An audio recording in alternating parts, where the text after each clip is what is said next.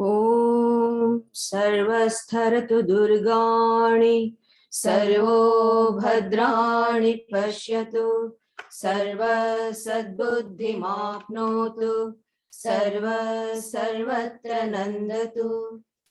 Om. May all be freed from dangers.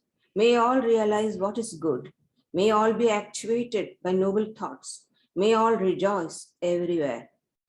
Om Sarve Bhavantu Sukhinah Sarve Santu Niramayah Sarve Bhadrani Pashyantu Ma Kaschid Dukha Bhag Bhavet. May all be happy. May all be free from disease. May all realize what is good. May none be subject to misery. Om Durjana Sajjano Bhuyat Sajjano Shanti Mapnuyat Shanto Mucheta Bandebhyo Muktashchanyan Vimochayet. May the wicked become virtuous. May the virtuous attain tranquility. May the tranquil be free from bonds. May the freed make others free. Om Sarvani Bhutani Vishantu Saukhyam Sarvani Bhutani Bhajantu Shantim Sarvani Bhutanyapi Narayanah Sampurnamanandamupashrayantam. Let all the beings of the whole universe be happy. Let everybody be peaceful.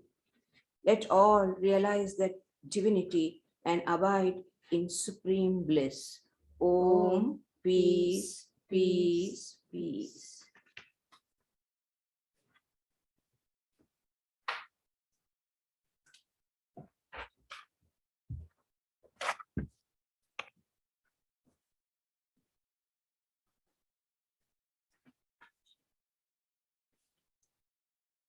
Good morning, Pranam and Namaskar. I welcome you all to this symposium on care in twilight years for people of the Vedic tradition. This event is sponsored by the Ramakrishna Sharda Vedanta Society of New South Wales. It seeks to promote understanding and awareness of the various facets of life which may require due attention as we age. Although the symposium targets the elderly, it is also relevant to those who care for aging family members or choose to be involved in healthcare or spiritual support for people in their twilight years. The chairperson for the symposium is Dr. Ashit Maitra, and the co-chair are Robert Grant and me, Ami Trivedi. The speakers today will address topics such as the impermanence of life, healthcare support offered to the elderly in Australia, government aged care support, person-centered, which is extremely important, person-centered and support in the later years of life, spiritual support for the aging, and community care options available. We hope the symposium's outcome will lead to establishing a community forum. The wisdom gleaned from the array of astute speakers should not wither with the symposium's conclusion. Instead, may there emerge a joint will to work out a mechanism to preserve and use that wisdom for our collective good. The speakers we have today for you are Reverend Pravrajika Gayatriprana, President of the Ramakrishna Sharda Vedanta Society of New South Wales, which is affiliated with the Sharda Mutt of the Ramakrishna Order. Sri Rama Ramanujacharya, Hindu priest and Yoga Vedanta scholar. Associate Professor, Dr. Gauri Agarwal, MBBS, Palliative Care Head at the Concord Hospital. Dr. Swami Shankar Dev Saraswati MBBS, Yoga Acharya, Psychotherapist, author and editor of journals dedicated to health and well-being. Dr. Indu Narayan, experienced Ayurvedic physician. Councillor Samir Pandey, Deputy Lord Mayor, Parramatta Council. Councillor Reena Jetty from Hills Shire Council. Councillor Suman Saha, Cumberland Council. Mrs. Durga Owen, solicitor, lecturer at the Law School of University of Western Sydney, and an activist. And Sri Jay Raman, OAM, Vice President of Sri Om Care. I hope you enjoyed today's proceedings. No.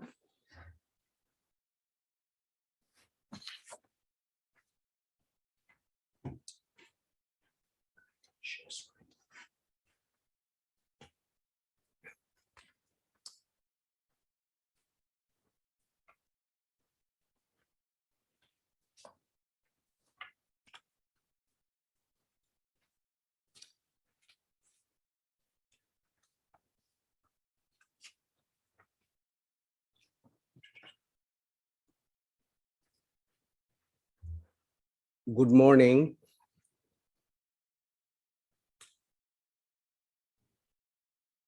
Pravrajika Gayatriprana will open today's symposium. But before that, just take a little bit of time about the trivial housekeeping. Would you please mute yourself with the video off? And also during the question time, there will be question time after each speaker. During the question time, you have got options of writing the questions or comments in the chat menu, or use the reaction menu and raise your hand. Then we'll spot you out and you will verbalize your question. Now, symposium now opens with Pravrajika Gayatriprana Mataji, who, as you have just heard, is the president of Ramakrishna Sarada Vedanta Society of New South Wales, a branch center of Sri Sarada Math of the Ramakrishna order. Gayatriprana Mataji is a graduate of physics and MA in social science. Revered Mataji has been a nun of Sri Sarada Math for almost 50 years. 40 years ago, Gayatriprana Mataji arrived in Australia as an assistant nun to our very respected, late, revered Pravrajika Gayatriprana, and together established the first Vedanta Math center outside India and the first monastic presence for the Ramakrishna order in Australia.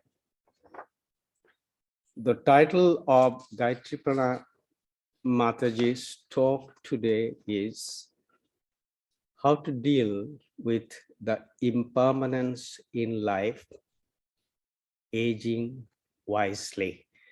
Friends, please welcome revered Pravrajika Gayatriprana.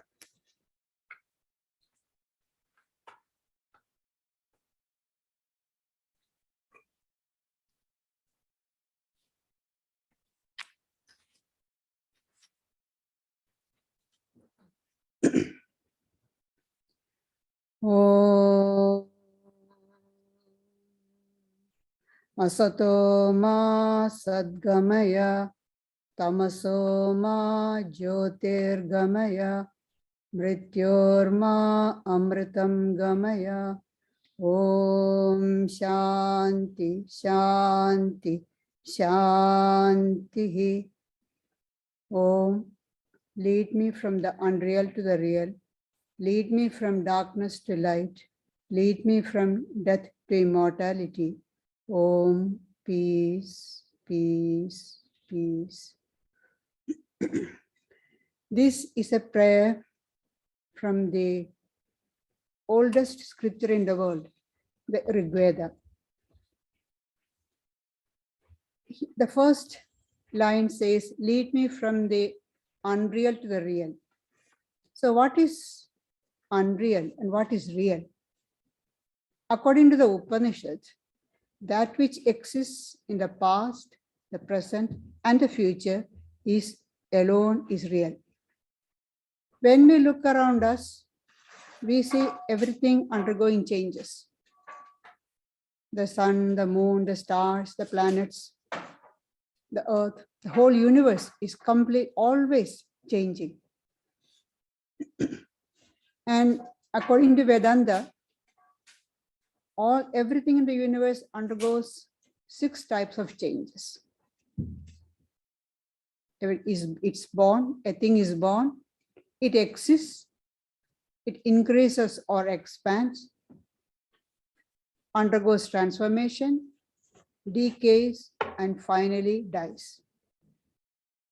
Now, if you look at the above definition of what is real, we see that everything in the universe is unreal because they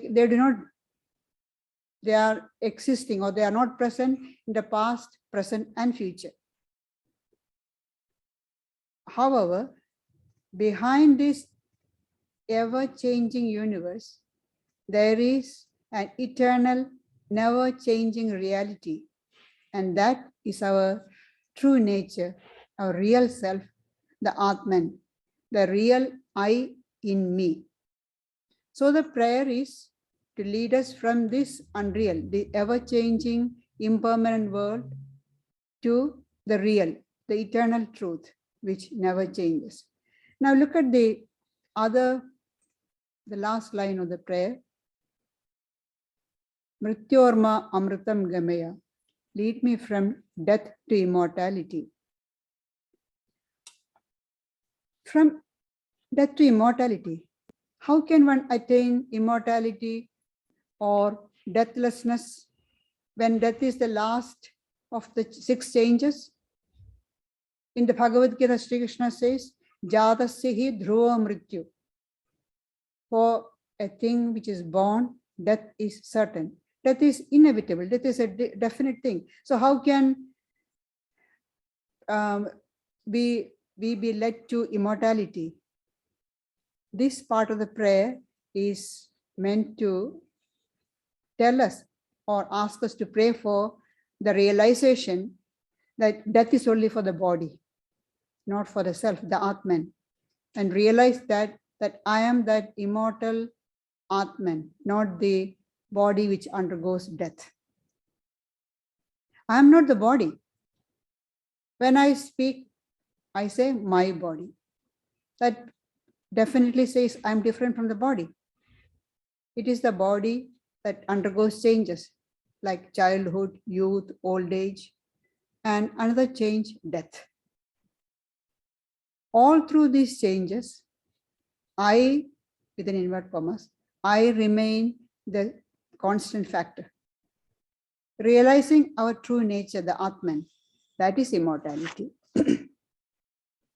If we ask anybody anywhere in the world who or what you are, how or where you are, the answer is always I am.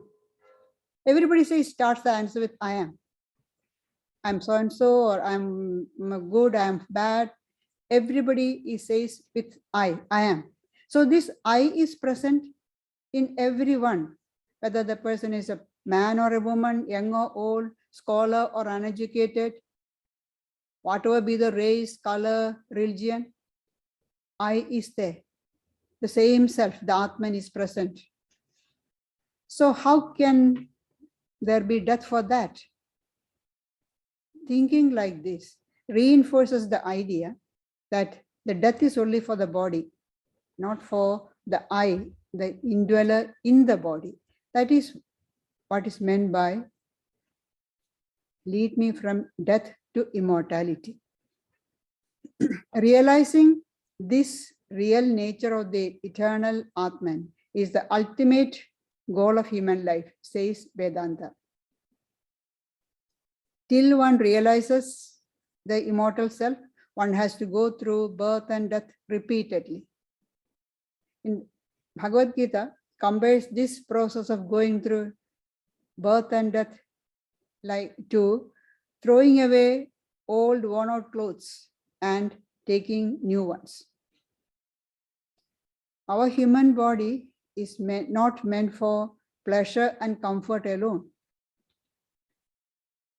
For that, animal body is more better suited. Human body is meant to gain knowledge of the external world as well as spiritual knowledge. And since we have got this human body, we should make the best use of it.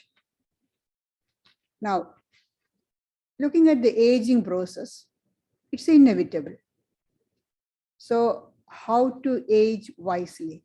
Since nobody can stop aging, we may be able to delay it or hide the aging, but aging is a fact. We cannot avoid it at all. In spite of all the aches and pains and other health issues which are part and parcel of aging, how can one remain cheerful and happy? If we are cheerful and happy, those around us will be happy to be in our presence. Or if you are always complaining, people try to avoid. So how to be cheerful and happy as we age? That's a challenge for us. We all have to develop a little bit of strength of mind to face the changes and challenges of life that comes as the body ages. These problems that with aging body brings is unavoidable. So Sri Krishna gives the advice, Tan titikshasva, bear with them. They come and go. They don't say they're all the time, they come and go, so bear with it. So we have got the English saying, what cannot be cured must be endured. We know the threshold of pain differ from person to person. Everybody cannot bear the same amount of pain, but developing a little amount of strength of mind is very important. Just like a healthy body can keep off disease germs from multiplying and creating trouble for the body, a healthy mind can offer protection against depression, loneliness, and other negative moods that often comes to trouble us. The Hindu scriptures tell us that as one becomes grandparents, it's time to retire from active life and spend more time and energy on your own spiritual growth. As a young adult, you strive to get established in the world, work hard, earn money, raise the family, and enjoy pleasures of life. The famous psychologist, Dr. Carl Jung, in his book, Modern Man in Search of a Soul, refers to this period of a person's life as the forenoon of life. He writes in that book, I am quoting, forenoon of life as one objective, afternoon of life as another objective. Don't carry the forenoon into the afternoon, unquote. In the afternoon of life, that is in the later part of your life, when we have fulfilled most of the commitments to the family and society in general, it's time to step back. Let the younger generation take on the responsibilities. It's a time to look inward, to enrich your own spiritual inner life, to have higher ideals. In the forenoon, you invested time and energy in acquiring material wealth. In the afternoon, it's important that you invest your time and energy in acquiring spiritual wealth. Having gone through the different experiences that life presents, the older person has gained a certain maturity. Although not actively involved, he or she can always extend a helping hand to the younger people struggling with their life, work, and family. And that is more relevant at the present time than even a few decades ago. Now it's such a big struggle to juggle between family and work. And if they can invest any time at all in the spiritual practices, it's a great credit to those young people, I would say. So what is the position or part the older person has to do? Play. Just be a presence in the background without pushing forth with our own ideas and interfering with the life of the younger person. Just be there when they need, ready to step forward.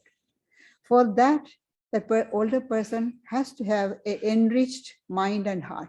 Otherwise, they will be feeling frustrated that their ideas are not taken, they are not wanted. That feeling of unwantedness is a big problem. So we have to have an enriched mind and heart.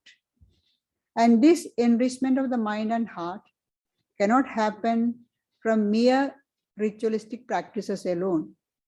We go to the temple, do some puja, but that's not enough. God and spiritual practices have to be given greater importance.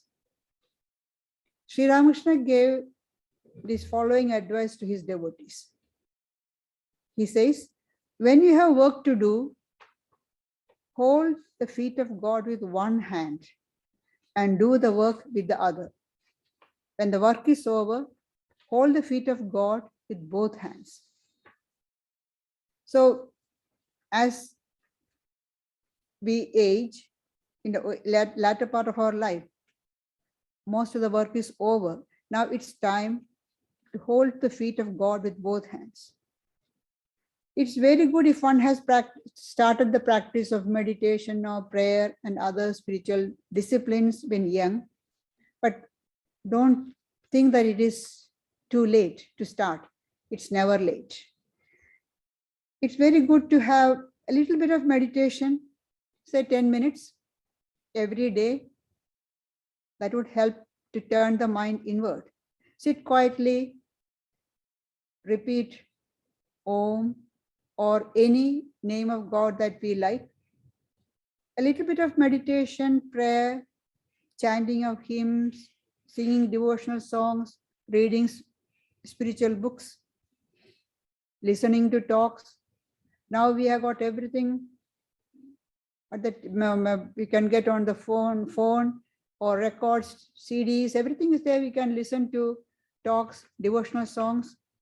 All these are helpful means to turn the outgoing mind inward so that the mind can seek its joy in itself, not in the external things.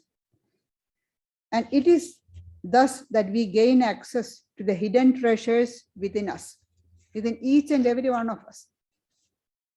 Otherwise, we'll be constantly worrying about the high blood pressure or diabetes, arthritis, or the fluctuating stock market or interest rate. That's not going to help us. We need a very calm mind. Even a little bit of practices of this meditation, prayer, spiritual and other things will help a long way. As Shri Krishna says in the Gita, Swalpam apyasya dharmasya trayate mahadho bhayat. Even a little bit of this practice will save you from great fear. And with such a calm, trained mind, one would be able to spend the latter part of one's life cheerfully, being a blessing to those around that person. We will be hearing more about how yoga helps physical and mental health from Swami Shankar Dev Saraswati. Thank you.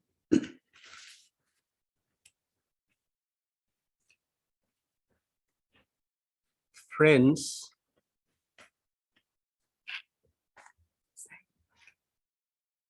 Friends, Gayatriprana Mataji can answer questions if you have.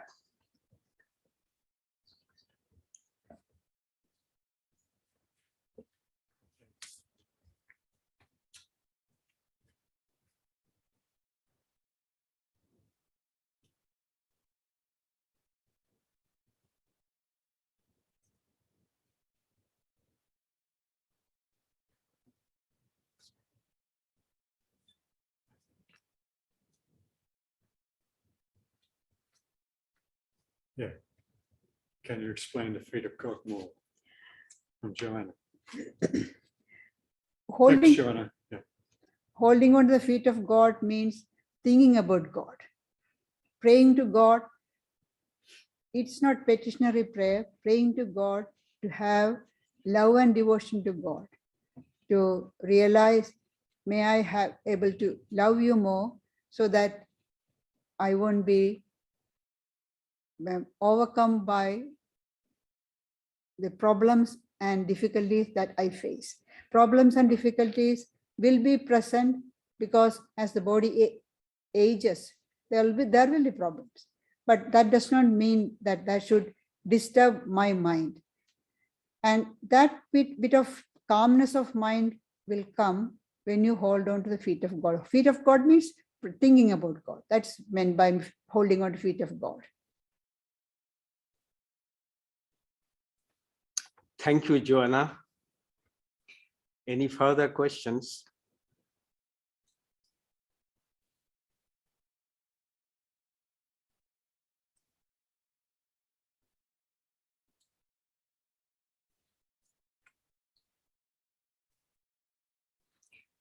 If there is no further question, friends, please thank Gayatriprana Mataji for her profound and bulletproof solution to our life's problems.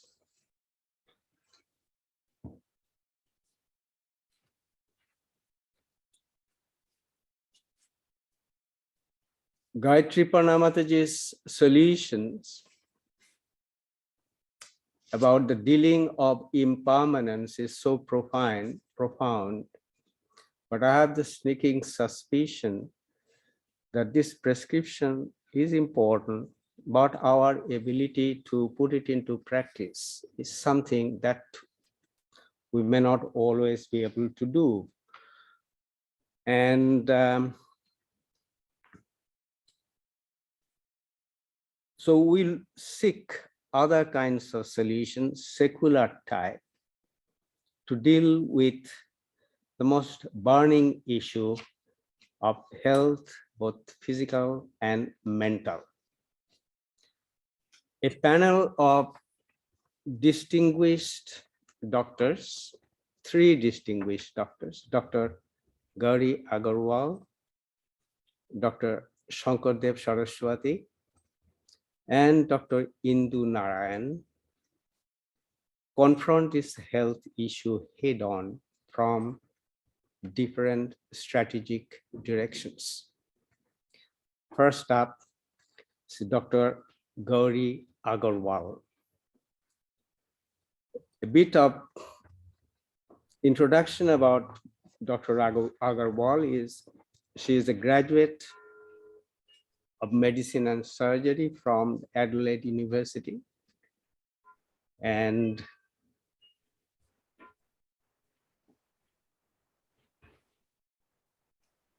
she's a fellow of the Royal Australasian College of Physicians. Dr. Aggarwal has been the head of the Palliative Care Center department at Concord Hospital for the last 25 years. She's also an associate professor of Sydney University. Dr. Aggarwal carries out research in the areas of interface between oncology and palliative medicine, education and palliative care, communication skills and ethics, and end of life decision making. Currently, she is involved in teaching and development of palliative care in Asia Pacific region. The title of Dr. Aggarwal's talk today is Cares Needed in Twilight Years from Medical Perspective. So friends, please welcome Dr. Gauri Agarwal. Namaskaram, Mataji. Namaskaram to all of you. I'm just going to share my screen, if I may.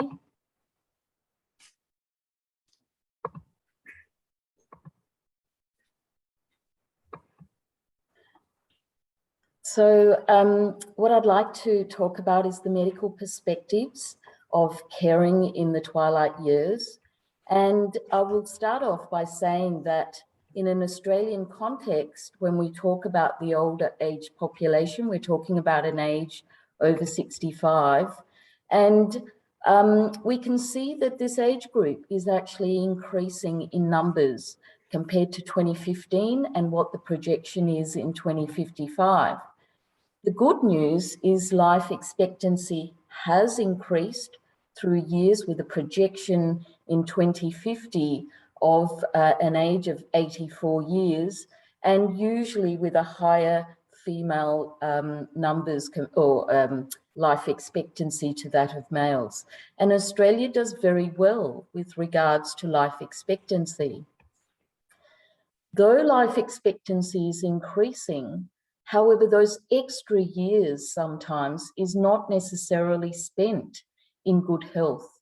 There can be long periods of illness of many conditions, frailty, arthritis, disabilities.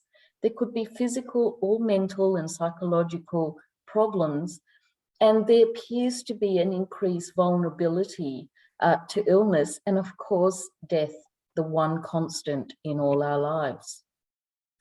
So the most important thing is what can we do? And Mataji said, make the best use of our body. And that is what we need to turn to with regards to caring for ourselves. We need to live fully and live well. It's not just the older concept of dying well, but let's live well right through till the end. And therefore, we need to be aware and manage our medical conditions, things like blood pressure, heart disease, diabetes. And part of that is making sure we exercise, we eat well, we are functionally well, and we take care of psychological care and spiritual care. The meaning of life is the most important, wholesome aspect to give us that one pointed focus to make sure our body, mind, and emotions are together. So when we look at medical issues, high blood pressure, diabetes, high cholesterol, they increase your heart disease, they increase your risk of stroke, and therefore functional decline and disability becomes an issue. There is, as you age, an increased risk of cancer, and also your ability to concentrate, memory, complex tasks. So you're thinking in general. So you want to seize opportunities to maximize that. And the risk of dementia increases with age in general as well. What is dementia?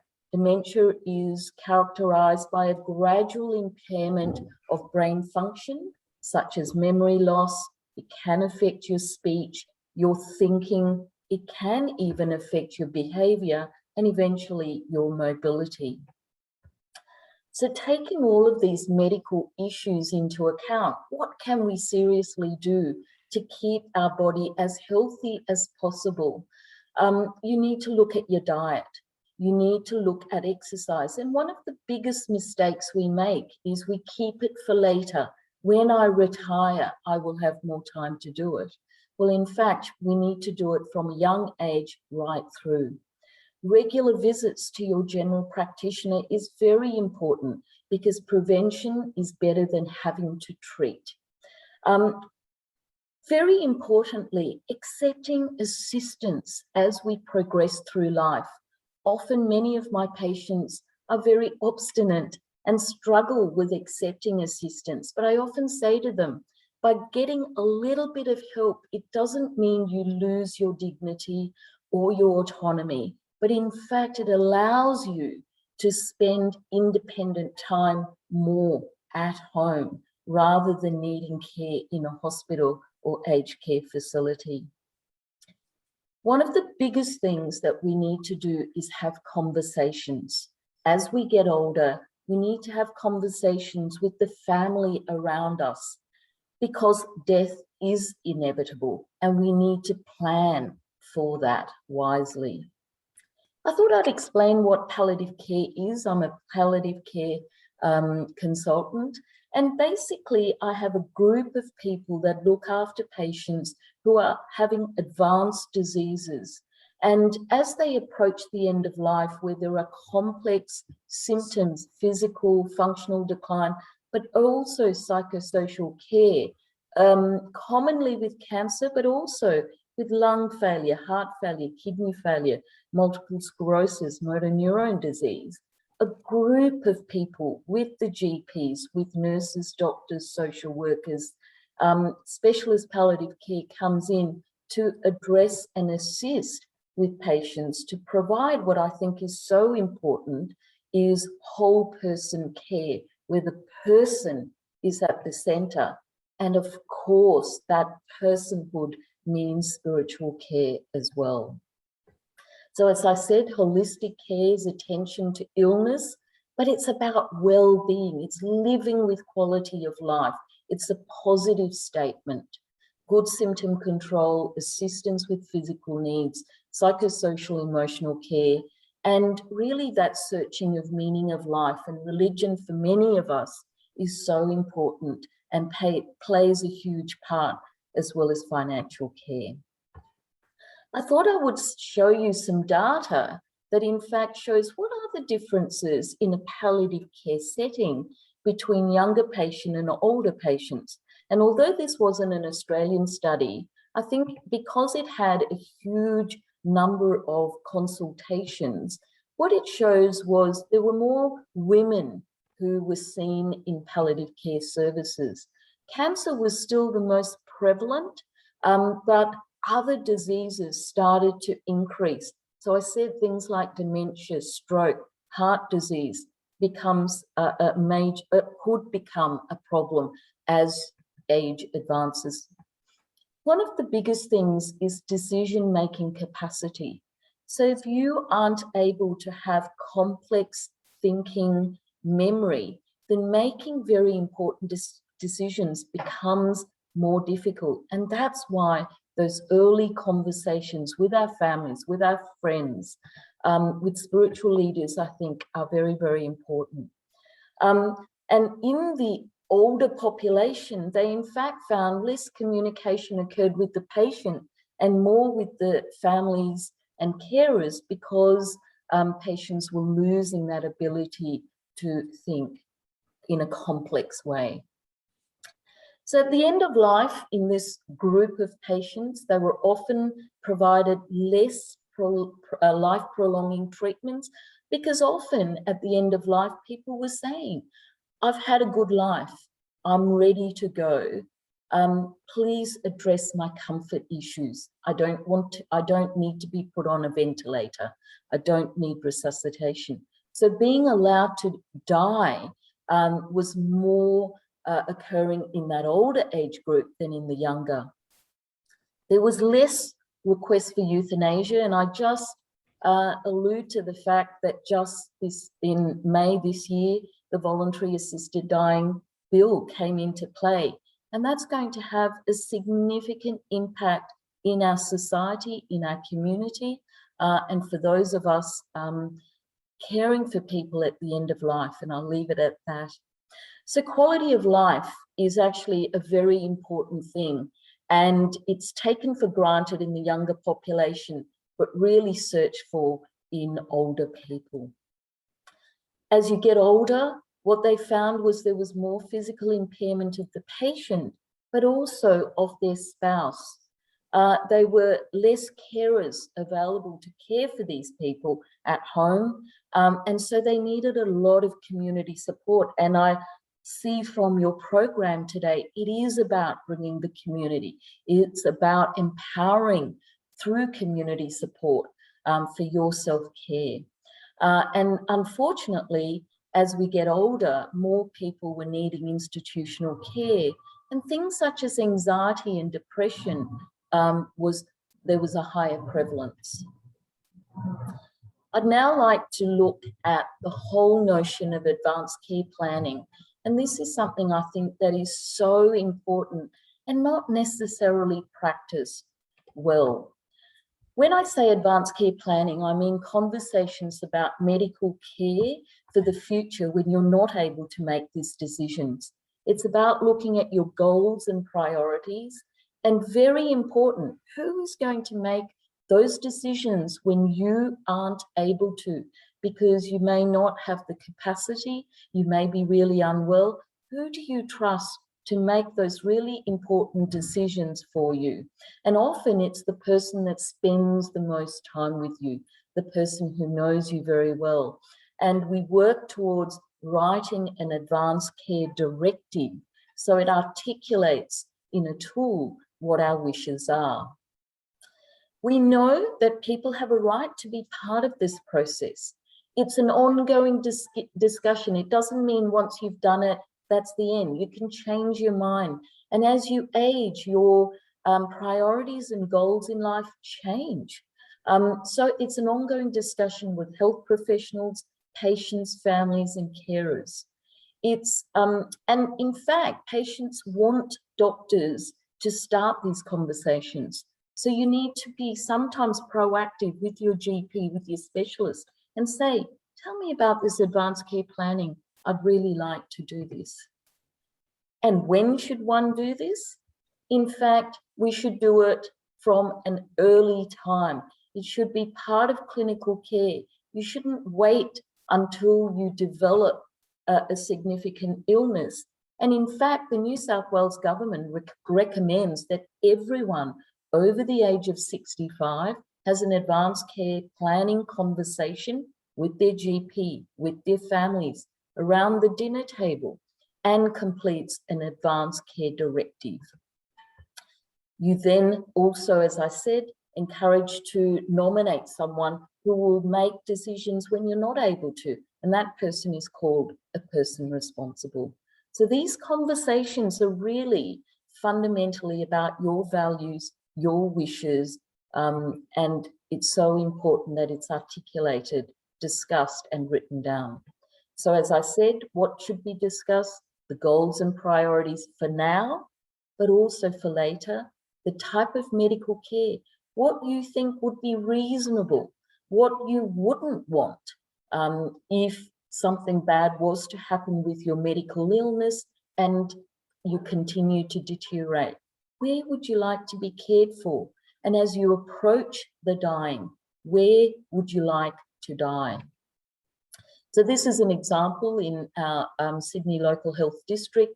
In every district, there are forms called Advanced Care Planning. It's got information plus an Advanced Care Directive, which you can actually fill out with your GP, with your families.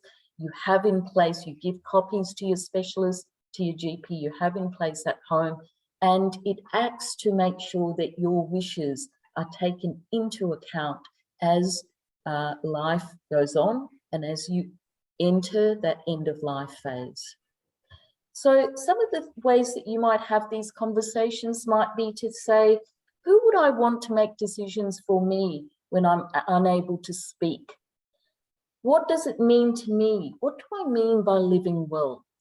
What does it mean that about the health now that I think is acceptable, but what don't I think is going well? What do I need help with?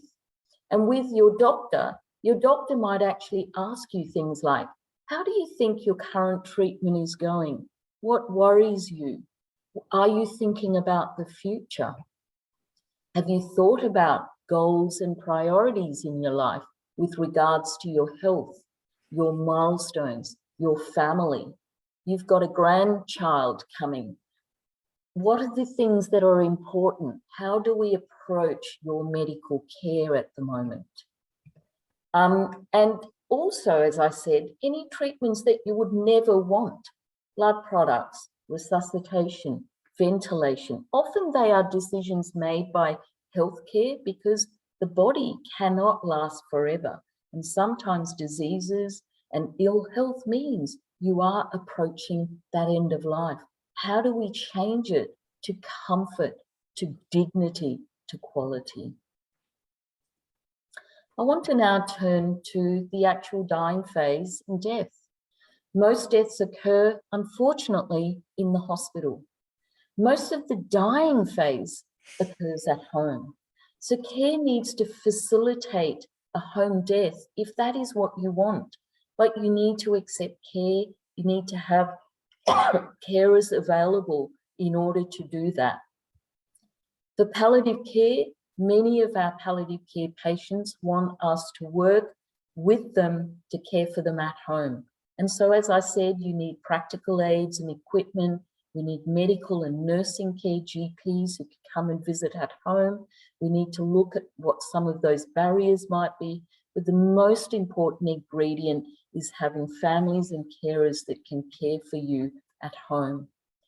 And in the palliative care context, the end of life, as I said, can happen in home with community support, volunteers, the community program that you might be developing. There are such places as palliative care units or hospices. There is also acute hospitals, which most people don't want to die in. And there are nursing homes, residential aged care facilities where GPs and palliative care specialists can still come and give expert advice. So these types of conversations are extremely important. GPs are vital in home deaths, community nursing support, early advanced care planning is crucial so everyone knows what you're prepared to have, what your goals and priorities are. Good medical care can be achieved at home with good symptom control. And during this phase, I'm always talking to my patients. Get your wills done.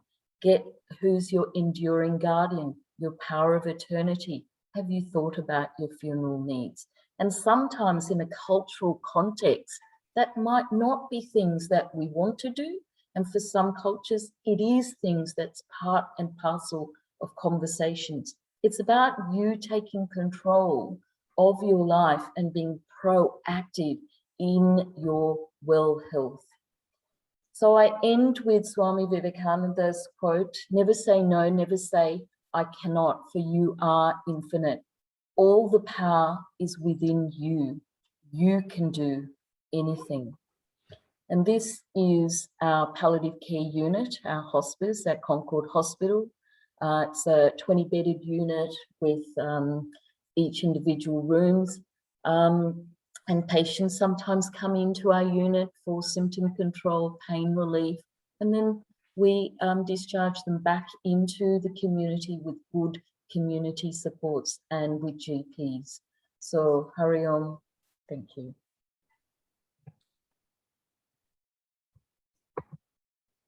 Thank you, Dr. Aggarwal, for the most informative talk and very useful tips for planning our health future. Dr. Aggarwal is available to field some questions if you wish.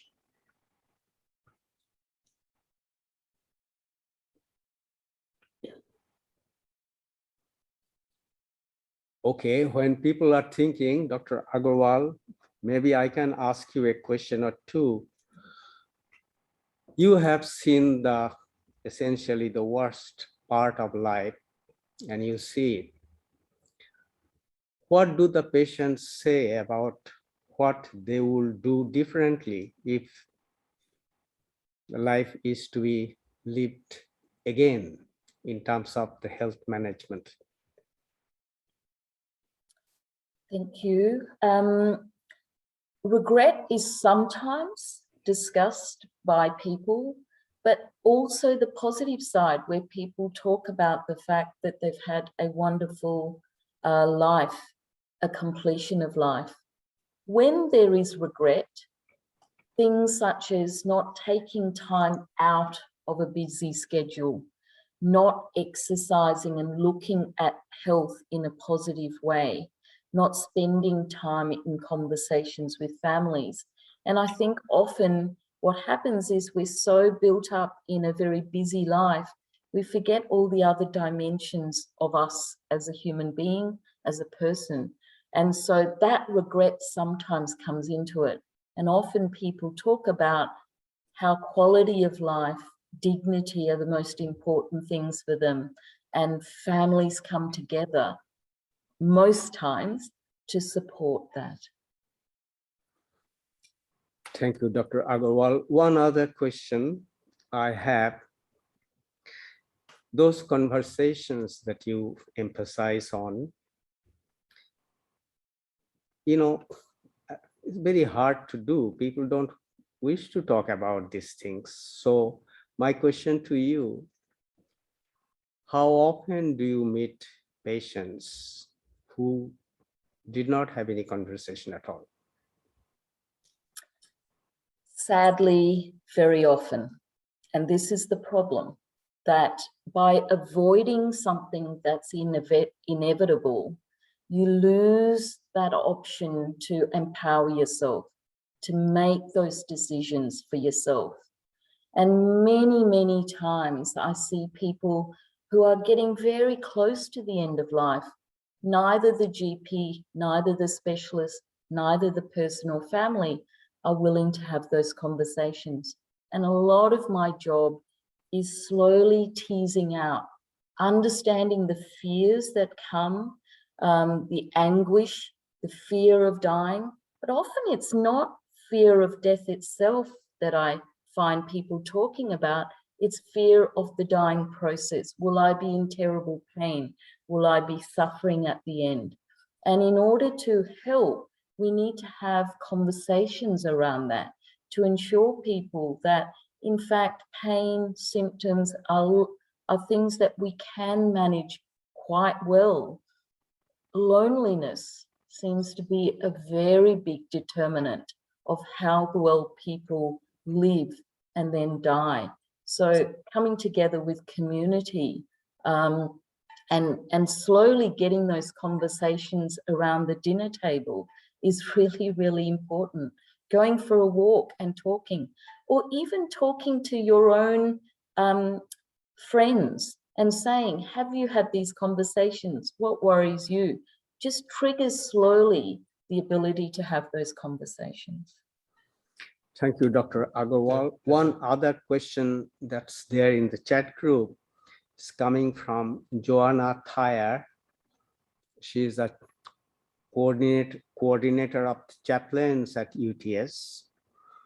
And her question is, Dr. Gauri, what are your professional thoughts on the euthanasia bill? I used to be a hospital pastoral care chaplain and often noticed people wanted euthanasia when feeling depressed or lonely. I know some people with mind, it's MND, etc., want it and fear deterioration. What are your thoughts? This is going to be a very complex time for us, for our whole society. And I have personal thoughts on it and professional thoughts. So the most important thing to remember is many people who wanted and sort of talked about the euthanasia or physician-assisted dying, voluntary assisted dying coming in, thought that it would be an answer to a whole range of people. And in fact, that's not the case. It will only address a small number of people to access the voluntary assisted dying. The biggest reason people ask for it is actually loneliness, being alone at the end of life. Most people think they will ask for it because they will have pain or suffering at the end of life. And many people may even ask for it, but never utilize it because many of these things we can improve. I think empowering ourselves to have these conversations and to release some of these fears that we have and coming together as a family and supporting each other will provide better care than necessarily an assisted dying process. So it's here. Many healthcare facilities will need to embrace and provide it. Some of us will be conscientious objectors to it. Some palliative care units will be, for religious reasons, conscientious objectors. But the main thing is these conversations and care help people to remove that fear at the end of life. And I think that's the most important thing. Thank you, Dr. Aggarwal. Most informative talk, and thank you for taking your taking time off the very busy life. Thank you. Thank you so much. Our next speaker is Dr. Swami Shankardev.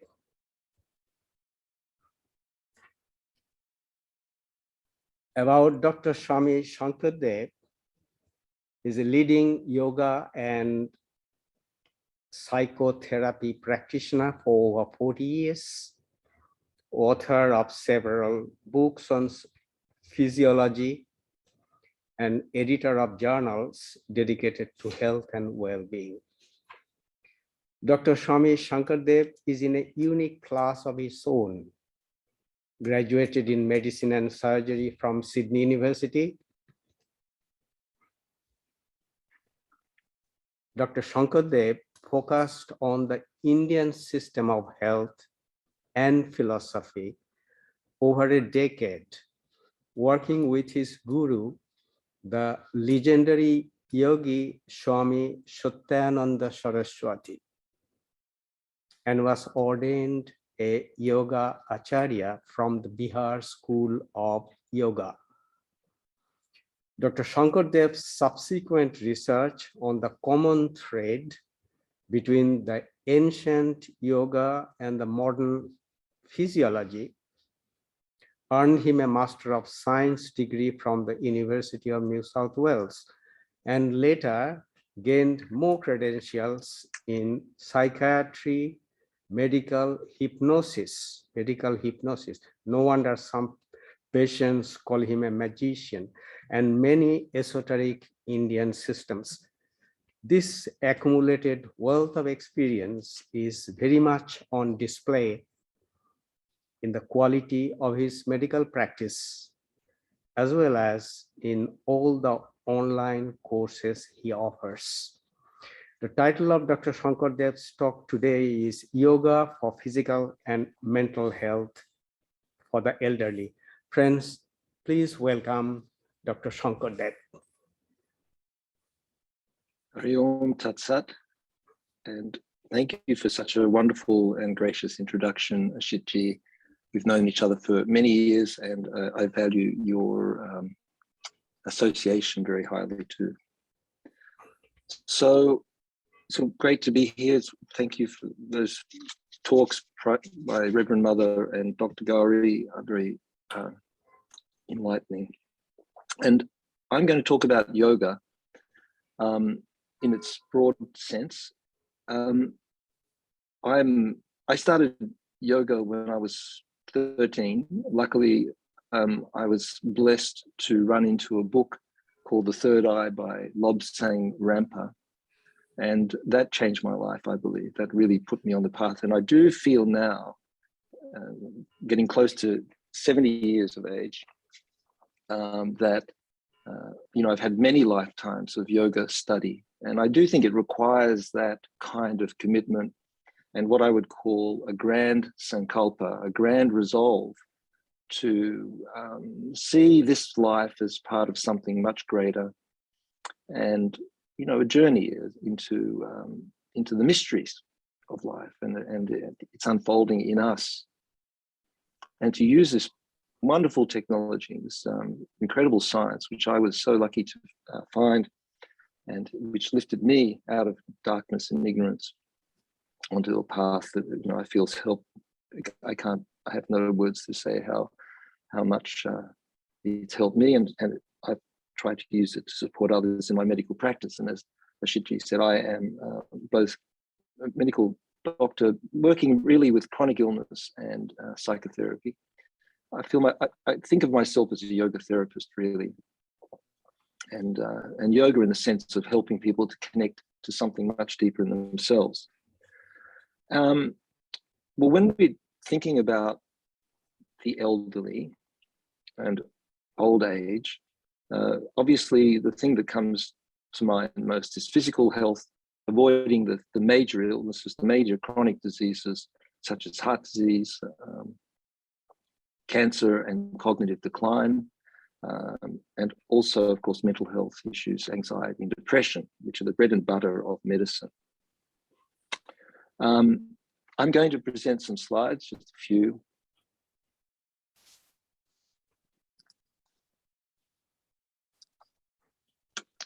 And hopefully that's all visible. So what I would like to do is to provide some frameworks which arise out of Sanatana Dharma, which is the eternally efficient foundation that of the knowledge, wisdom, vidya behind, that allows life to function well. And the first is a recognition of the Mahagunas, that health is all health requires that we make a great effort to increase sattva, which is the luminous force in us, and to remove the inertia of tamas and the overactivity of rajas, and that this is accomplished through yoga in particular. It's a particularly efficient way of increasing sattva. Everything we do in yoga should be, when it's well taught and well practiced, increasing sattva in the body and mind and improving your health. There are 4 ashrams we're going to talk about in a moment. Within those ashrams, there are 4 aims of life. The 4 ashrams are the 4 stages of life, the 4 aims of life, the philosophy of yoga and yoga tantra. I'm going to just touch on Ayurveda briefly because I have a good friend, Dr. Indra Ryan, is coming. And I want to talk about the 4 pillars of health.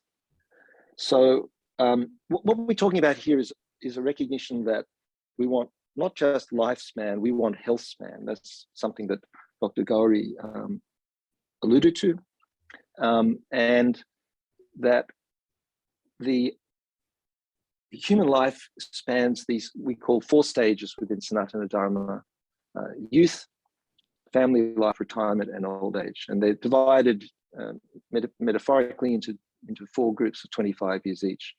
It could be longer. If you can live longer, it can be shorter. But basically, these represent this evolution of the growth of the human being from a seed as a wave arising out of the infinite into form, and then taking on a form, taking on a body, and then growing in maturity and wisdom until the wave crashes back into the ocean of existence, and we return to that place we came from. And there are 5 sheaths: the physical, the breath sheath, the mind sheath, the intelligence sheath, and the bliss sheath. And each one, and those sheaths are active at different stages, more active at different stages. So in the youth, we want to build the physical body, the annamaya kosha, and the breath, the pranamaya kosha. We want to build the physical structure and get the foundations for a good body. We want a good body. So by the age of 20 or odd, we should have as much health as we can get. And then we move into family life. We develop our mind. This is when the senses start, we're able to do a lot more of what we wanted to do when we were kids. And now we can really develop our mental body, our manomaya kosha. And that takes us up to the midlife. And then the body starts to decline. There is a declining. I mean, I feel personally like I'm just getting started, even though I'm almost 70. I feel like, give me more time. I'm ready to go. Even though I know my body has its own dharma, it has, I'm getting into that. I'm well into the old age part now, but almost retiring. But I recognize that, we have to have this mental structure, and then we can dive into a retirement, a letting go of the things that were, so vital to us when we were younger, so that we can explore more of who we are. And that part of you is going to grow no matter what you do, no matter where you put your attention. The Vijnanamaya kosha is going to call you to look at it. It's going to put pressure on you. And if you don't put pressure, if you don't look at it, if you don't pay attention to your inner world, then you're more prone to anxiety and depression, because that's a part of you that is demanding attention, and that if it's neglected, will cause you to suffer. It'll just say, hey, look, this pressure's building up. And then the last phase is this diving into the spiritual body, which is available, because the physical body declines, then the spiritual body awakens. And I've had patients dying from cancer, in particular one patient who had a pancreatic cancer and was dying, and her body was wasting away. And she said to me, look, I feel like I have all the answers now. As her physical body declined, as the mass of matter, as her muscles became weaker and less able to function, and she was hectic, she lost a lot of weight, then her spirit sort of blossomed, which was a really great lesson for me, one of the great lessons in my medical career. And she said, look, I feel connected. I know everything now. And what happened for her was that she actually recovered from cancer. And when she recovered, her body came back to, its normal weight, and she lost that connection. She felt much more connected to the Annamaya kosha, but she had the memory of connection to something greater. And that was an amazing experience. So these sheaths are important to recognize that there are, and within each of the different stages of life, there are different yoga practices which we would encourage. So for young people, very different to people in their sannyas period. But we'll talk more about that. And then, oops, I think I've jumped over 4 ashrams. 1 second, sorry. My slides are a bit out of order. Anyway, so within each of these ashrams, each phase has its own aim. There are 4 aims of life, and the 4 aims of life are dharma, purpose; artha, the means to achieve the purpose; karma, the enjoyment of the fruit of that effort; and moksha, letting go and moving into the next phase. So each of these phases, each of these ashrams has its own purushashtha, they're called, these 4 aims of life. And so by recognizing what is the dharma, what is the purpose of youth, what is the purpose of family life, what is the purpose of retirement, what is the purpose of old age, then we have a structure that enables us to take on a mature evolution of our unfolding, and that is the best way to manage your health. Look, I'm reluctant to let go of my youth.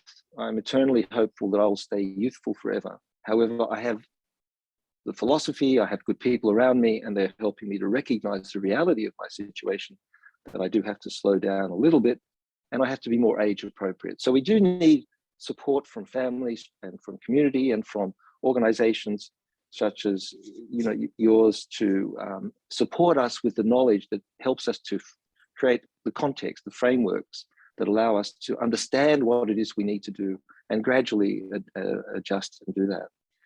So different forms of yoga for each stage. And then there's the yoga of Patanjali, which is what most people think of as yoga. And Patanjali's system is really the end stage of a path, a yoga path that really starts with Hatha Yoga, Asana, Pranayama, Mudra Bandha, and moves into mantra yoga. And then when the mind is ready, the stages of Patanjali are more available. Though in this day and age, Patanjali's system is probably unattainable by very few people. It's attainable by very few people. Most of us need a different form of practice that comes under the heading of Yoga Tantra, which is a system that doesn't require the perfection of Patanjali. Patanjali requires a kind of perfection of your body and mind and the ability to be completely detached from all worldly enjoyments, whereas Yoga Tantra allows you to have the best of both worlds. And it enables you to accept your faults and your weaknesses and use those weaknesses to grow spiritually and to move towards enlightenment and self-realization. And it is an eightfold path. It's divided into two groups, external yoga and the internal yoga. The external yoga is basically yama and niyama, which are the rules and regulations that enable you to practice yoga, a simple life, basically a simple life, and really social health, how to relate to the world, honesty, truthfulness, not grasping for material things, cleanliness, aspiration for higher things, and so on. Physical health is governed by asana and pranayama, and this has to include in the elderly, it has to include strength training. Asana, you need to think of asana as both a process of building muscle as well as preparation for the next stages of pranayama and meditation.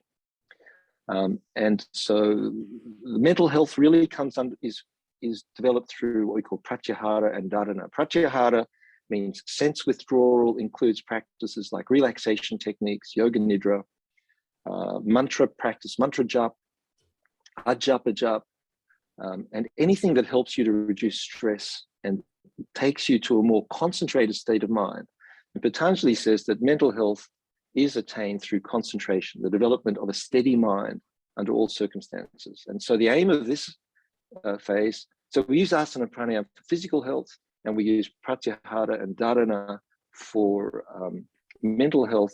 And the aim of the pratyahara and dharana is to form a stable center that is stable under all circumstances. If you have a center that is operating during unstable times, then when things change around you, you're not going to get destabilized. If you don't have a stable inner center, then and you're unstable internally, then you depend on your outer world being stable. It can't change.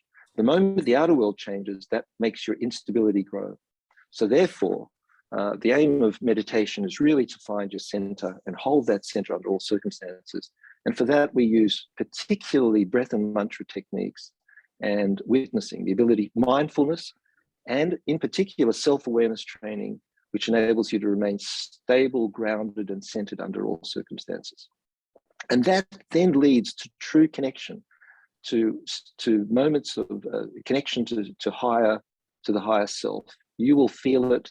You'll feel, the experience is essential. The conceptualization of these things is a problem. If you're just conceptualizing them, then you're going to miss out on the experience. You need to do the practice, and then you will, over time, be able to connect. And it's, as previous speakers have said, it's never too late. It's never too late to start. So the spiritual health is really the recognition of who you are, as the Reverend Mother said. You're not the ego, you are the Atman. And it's recognition that death is essential, because we have these mental defenses that make us focus on life, which is a good thing, but they prevent us from looking at death. And we have to recognize the reality that this body, is a temporary vehicle. And therefore, meditation in elderly is about this coming to terms with the fears, best done in a group, best done with teachers, best done with therapy when you have facing old traumas or old fears, the inner child's fears, and so on. The other thing that's very important in yoga for the elderly is recognition that each one of us has a different constitution. I'm not going to go into detail with any of this because it's coming up in the next lecture. But Ayurveda is one of the great sciences that helps you to know what is appropriate for you, your own individual constitution. Do I have a lot of the air element? Do I have a lot of fire? Do I have a lot of water? What do I need to do to balance my body, mind? Because if you can balance these, what we call the three doshas, then you will be able to balance your body and your mind. And the yoga has an extra advantage that it deals with the doshas, but it also is able to deal with individual elements. It can deal directly with the air element or the space element or the fire element or the water element. So it offers, combined with Ayurveda, which is more a medical process treating disease, it offers the perfect combination for promoting good health. Now, the 4 pillars of health, this is what you need to focus on. This is the takeaway, that for a healthy physical body and a healthy mental body, or improving your health, improving your physicality, and improving your health, there's 4 pillars: sleep, food, exercise, and mental health. I'm going to stop sharing now. 1 second.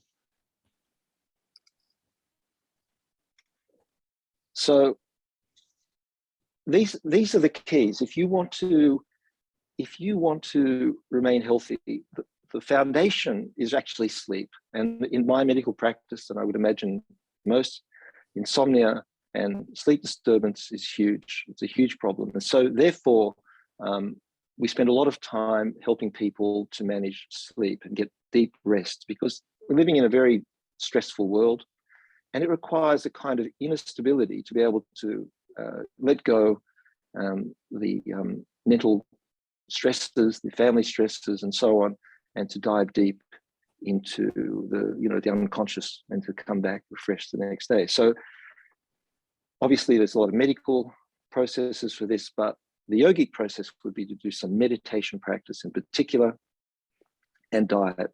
If you have a very light diet early on in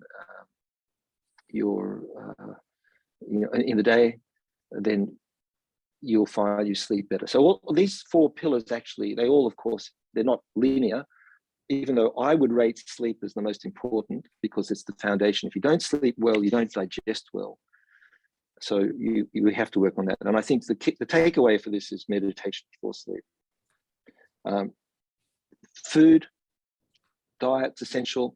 We know now that as we age, carbohydrate metabolism becomes less efficient, and a lot of diseases appear to be, apart from the genetics and the epigenetics that are at the foundation of a lot of diseases, we know that sugar metabolism and fat metabolism are very important, elements to be managed as we age, and so that we don't develop dementia. We think of Alzheimer's and disease in particular as a kind of diabetes, which is caused by imbalances in sugar metabolism, sugar and fat metabolism. So in terms of food, the takeaway, and the yogis have said this forever, eat less, never overeat. They say your stomach should have this much food, just a fistful of food, half solid, quarter water, quarter space. And eating less and calorie restriction is one of the most important tools you have to maintain good health as you age. Calorie restriction. Fasting, intermittent fasting, regular fasting, light diet, these are proven to be very helpful in treating diseases. Reduction of sugar or elimination of sugar in certain forms of cancer has been shown to support chemotherapy. So that, this is an emerging science, but definitely I would say eat less, and I would say stop all sugars for the moment. And just a birthday or once a month you have some mithai, some sweets, no problem. But if you're having them every day, you're overloading your system with sugar, then you're going to be in trouble. Exercise, we know that exercise is essential. Asana, perfect flexibility. Probably the most important thing for aging is to maintain strength and mobility. You can have chronic illness, but if you stop moving, that's the end. So do not stop moving. Keep moving. And asana, perfect. Age-appropriate asana taught well. Practice daily. Maintain your flexibility. Maintain your strength. Allows you to live a healthy life. Allows you to pick up a grandchild. Allows you to get out of a chair. Allows you to reach for something from a shelf. These are the things that you have to at least aim for, if not more. We also know that exercise metabolizes a lot of poisons, and it's shown to help in diabetes, in heart disease, and cancer, and a lot of these different things. So regular exercise is essential, but strength training is really critical. And I would say asana can be used in that for body strength training. That's a very good thing to do. Aerobic capacity is important. An hour walking a day. The yogis in the old days didn't have the convenience that we have. They had to walk up and down hills to get water and food and so on. It's a very active life. Nowadays, we're very sedentary. But if you were to walk an hour a day, a vigorous walk without overstressing, that will help you a lot. And the mind, of course, the mind is essential. Meditation has two phases. The first is relaxation and stress reduction, which is essential for global health, the health of every single organ system in the body, the mind being a much more global organ. And you use it for relaxation, stress reduction, and a purification of the mind of old trauma, old emotions, and building strength and illumination. That's the key. And you can't really have total mental strength without the spiritual growth, without spiritual study, because you need to feel some sort of connection to something greater than you, whatever form it takes, whether you're an atheist or a theist or a monotheist or a polytheist, it doesn't matter. The key is that you are, connecting yourself to the world in some form and finding some meaning and purpose, as has been said before. So I think that's the key. I would also say, interestingly, there's a lot of very good research now on psychedelics being utilized for mental health and depression, and that this system enables people to connect to some deeper part of themselves by turning off their ego structures in the brain. And this is also what meditation can help you do over many years of training. So the combination of these things may prove to be very, very useful in the future in terms of us coming to terms with our mortality. So I'd like to end it there. And if there are any questions, I'm very happy to answer. Thank you. Seen those comments, haven't you? Thank you, Dr. Shankar Dev. Before I read out the question, I have got one question. When can we expect to see a Dr. Shankar Dev Institute of Medical Science in Sydney? Oh, very sweet. That's very kind of you. I'm a hopeless person at organizing and committees. Not going to happen. I can't do it. I'm a Swami researcher, writer, therapist, but that sort of thing is outside of my karma in my astrology. I don't have it in my astrology, not this lifetime. But anyone, I'm very happy to support any institutions and other people and be part of that. Thank you. One question in here: if a patient has insomnia and sleep study shows no deep sleep phase and very restricted REM phase, what practices can assist to get better sleep? And it also added that this patient is 86 years old and some cognitive decline. So when we talk about yoga, we have to also think in terms of its combination of yoga plus medicine, both Western orthodoxy and the other natural therapies and so on that are so useful. I would say that in my practice, I use Western medicine. I use antidepressants, in particular certain antidepressants which are very useful for sleep, such as mirtazapine, or there's some other medications that we can use to really support that. So if it's appropriate, though I don't know this person, I'm not talking about this case in particular, but I'm just saying that we do need occasionally to use these things. And we have to get the best of both worlds, because the word yoga means connection. It means the union of Western medicine and Eastern medicine and spirituality and everything.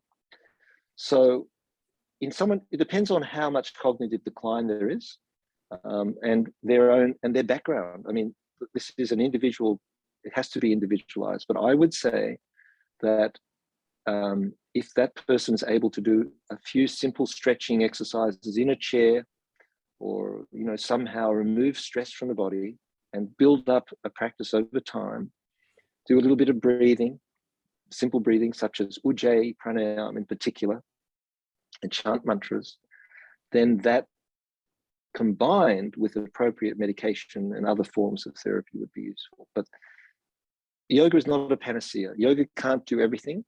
In my own body, I know that yoga has its limitations. I do as much as I can, but sometimes I need the help of Western medicine. I need other things as well.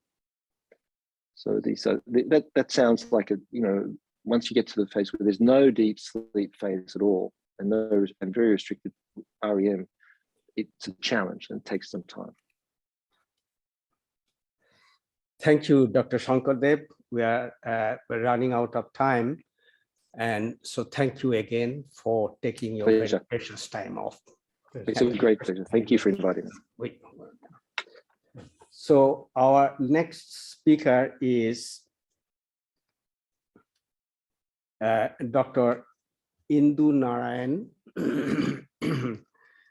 Dr. Narayan is a fully qualified Ayurvedic physician. During her 40 years of Ayurvedic medicine practice, she has successfully treated many different health conditions and illnesses, including chronic diseases, digestive disorders, fatigue, depression, insomnia, etc. Her popularity amongst the patients is due not only to her insight into the intricacies of the Ayurvedic science, but also due to her mild temperament and motherly care. Today, Dr.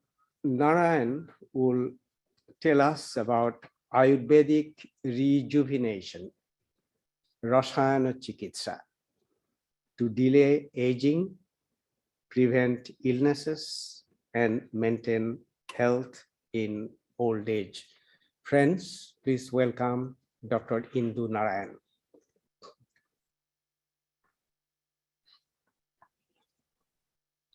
Hello, thank you very much for giving me this opportunity. I'll be talking about Ayurvedic medicine. And as we know, Ayurvedic medicine deals with preventative, curative, and rejuvenative principles. And as Dr. Shankar Dev mentioned, each individual is different. We are made up of three basic Vata, Pitta, and Kapha constitution. Actually, Vata, Pitta, and Kapha, we are one with the nature, with the 5 elements. We are the combination of 5 elements.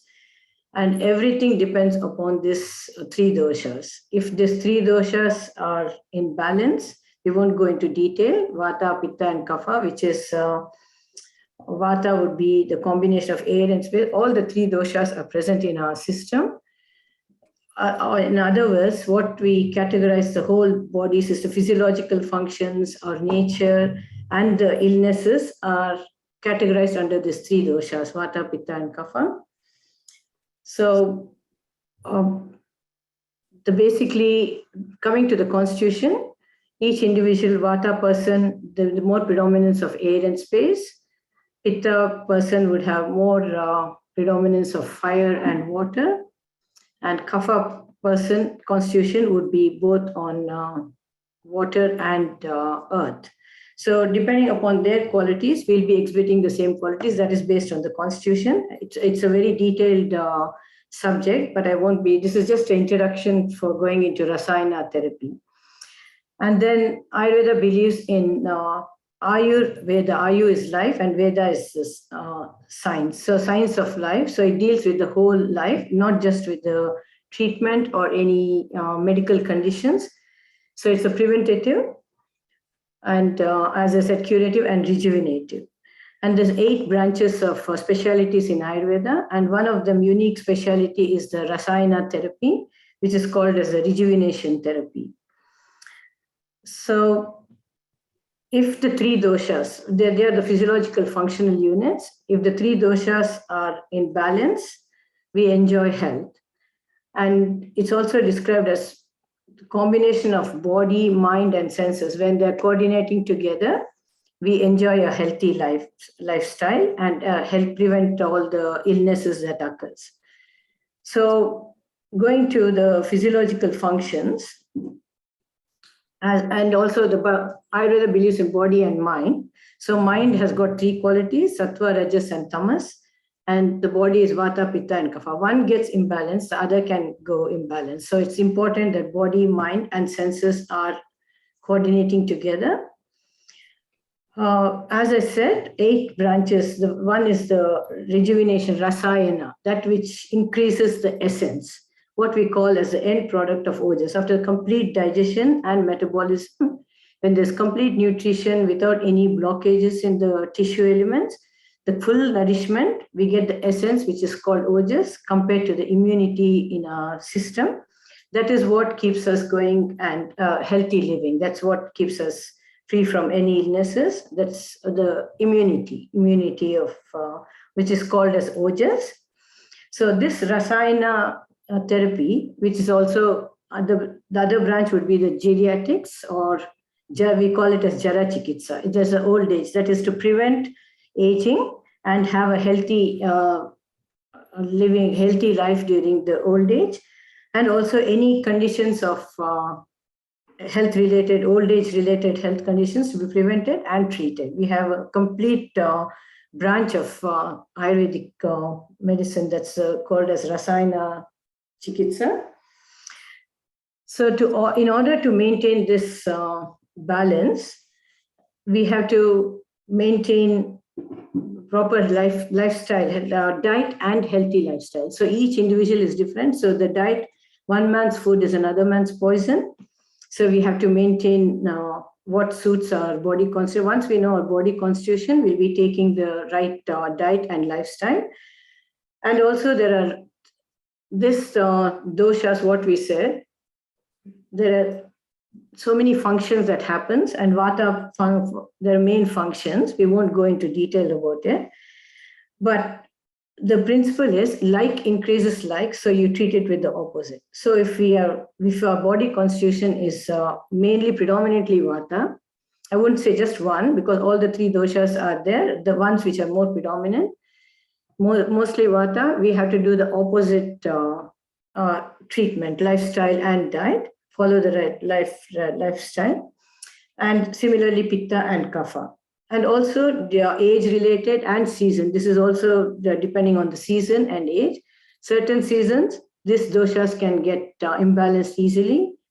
Though you're not belonging to that body constitution, there are 2. Balance, body constitution is not an imbalance, but that gives us an idea as to what we have to follow, the right diet and lifestyle.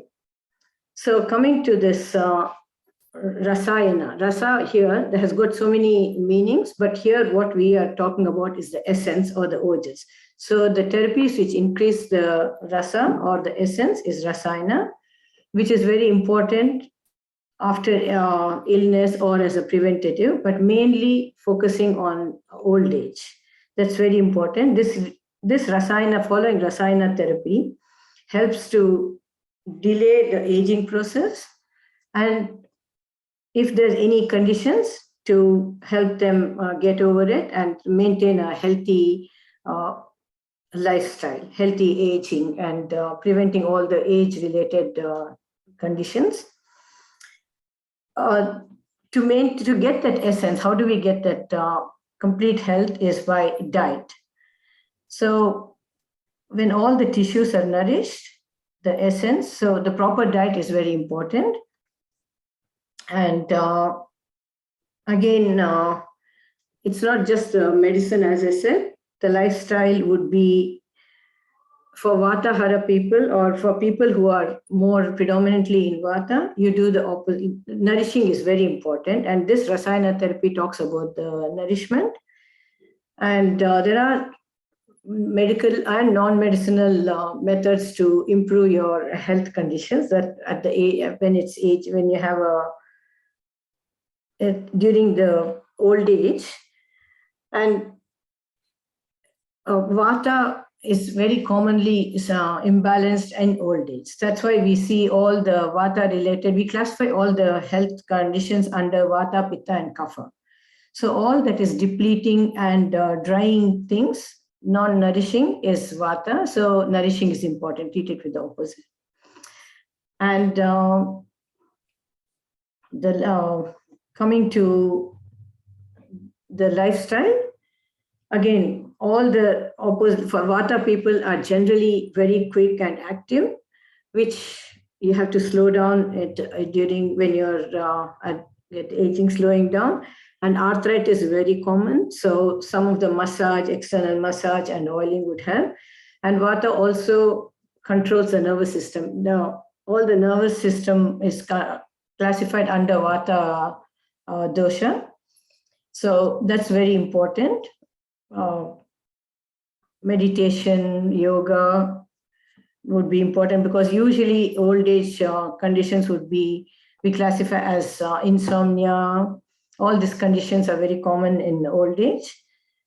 Other things would be digestive problems. Digestion is very important in Ayurveda, because once we take the right food, there is a saying called as Hitabuk, Mitabuk, and Kalabuk.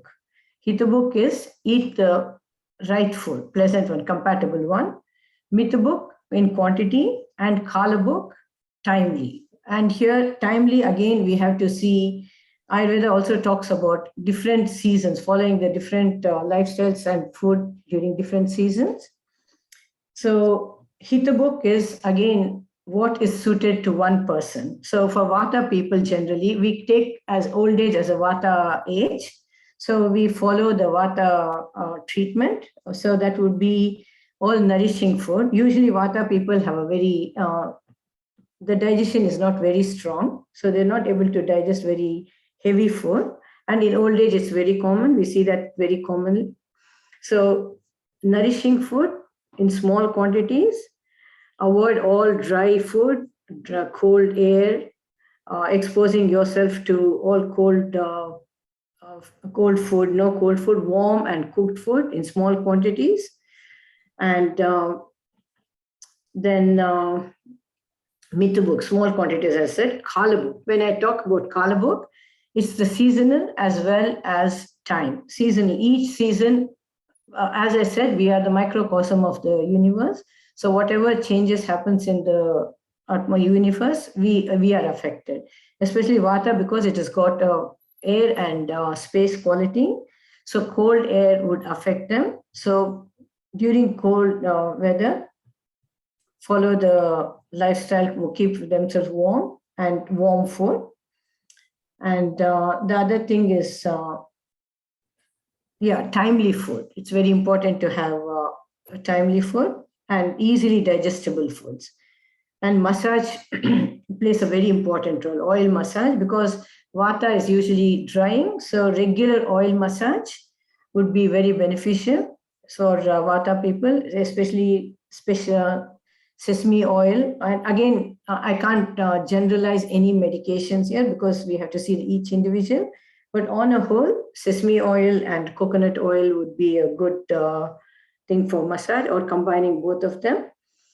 And best thing for simple remedies for sleeplessness, which is very common as a Vata condition.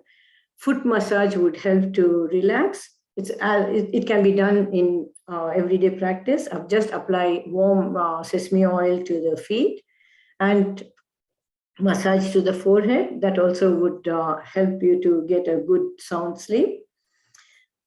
And there are a few medicines, very good medicines, and there's a big Rasayana therapy, Chikitsa. You can look into, there's a huge therapy, both non-medicine and medicine ones. And it's like a 1 month, 2 months process where you can see there's a delay in aging and people feel nourished and we can also cure many of the illnesses, or at least delay the aging. Just to mention, one of the simple things is what we use is amla. You must have known that Indian gooseberry, which is very rich in vitamin C, that helps for so many conditions. Taking that is like a Rasayana therapy. And simple things like ash, there are a few of them, ash gourd, what we call as a winter melon. Taking that also is a nourishing one. And of course, as I said, massage and breathing exercises. Just now, Dr. Shankar Dev mentioned about it. Simple breathing exercises and pranayama, all that. Simple pranayama would help to, mainly the focus would be to slow down. Vata people are, you have to, the fastness, the quick fastness would increase the Vata. So getting settled down, grounding, this massage and some certain foods, nourishing foods, all nourishing foods, avoid all dry foods and any cold food. This would keep us healthy. Again, it's a very big chapter. Unfortunately, we don't have time to explain all that. Rasayana Chikitsa is a huge subject by itself. But this is but we do have very good therapies for preventing old age. There's also an anecdote, which they say that you all must have heard. It's a very common tonic, Chavanaprash, which is mainly made of amla, which is Indian gooseberry. There's a story behind it that Chavana was a rishi who was a sage who was early aging. He was early aging, and then he was given this amla, which helped him to get back his health. There's a story behind that. So, yeah, that's the main thing I wanted to do. This Rasayana therapy is definitely helps for delaying aging and lead a healthy life during old age. Sorry, I have to cut short. And if there's any questions, I'm happy to take it. Yeah. Yeah.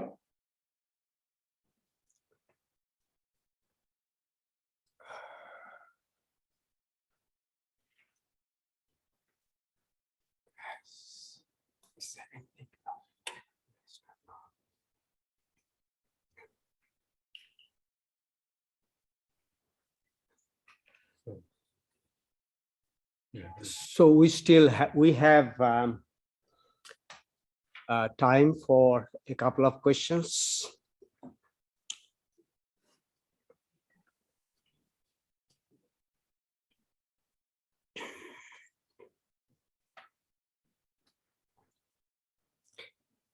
Dr. Narayan. Yes.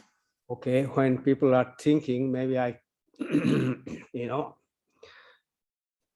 always thought Ayurvedic medicine, a practice of Ayurvedic medicine is a little bit more than the documented knowledge. I mean, is there any basis for this kind of perception that I have? Not sure if the question is clear. Sorry, would you repeat that again? My question is, if you read an Ayurvedic book, a lot of people actually do that. We see that, particularly in the Western world. And they actually open up some practice, Ayurvedic practice. but it doesn't seem to work that way very much. So that insight, as if those insights cannot be gained from mere reading books alone. Is that? Yes, that's true. Yeah, because it's individual.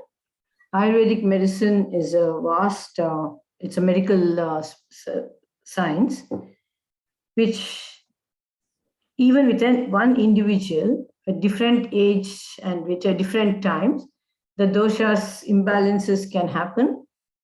So it's hard to go with, you can't generalize. It's an individualistic and a holistic approach is important. And the other thing is it's not symptomatic treatment. You go to the root cause. And as I said, one man's food is another man's poison. You might be eating the best nutritious food, but it may not be suiting you. And instead of giving you the nourishment and the benefit, it can be causing harm. So individual approach with an holistic is very important.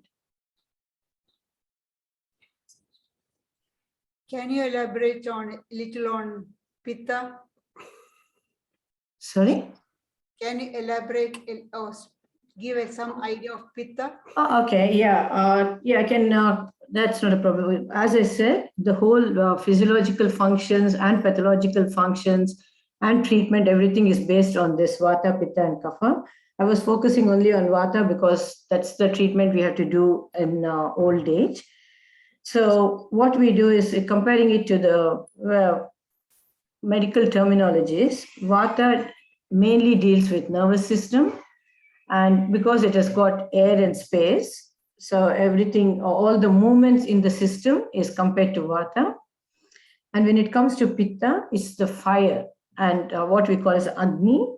So heat, anything in the body, physiological functions which involves digestion, and then the hormones, enzymes, all that comes under Pitta. So that's the physiological functions.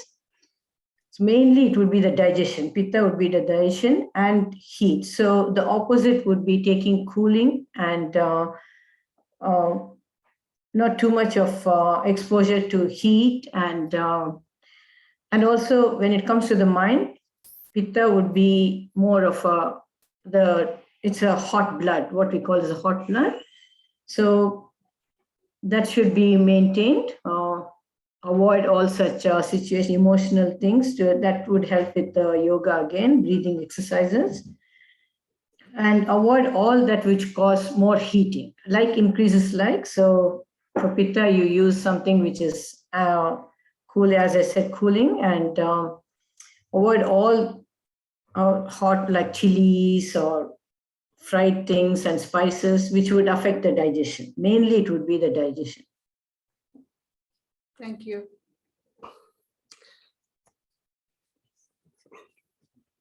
We still have a minute or so. If there is any further questions.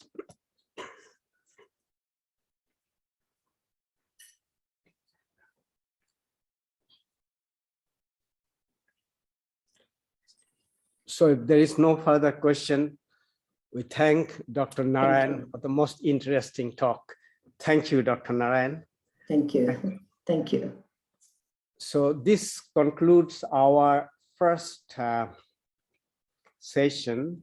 We'll have a very short break, but no need to go away from the computer, from the Zoom. Please keep connected, and we'll be back at 5 minutes time. Thank you. Thank you.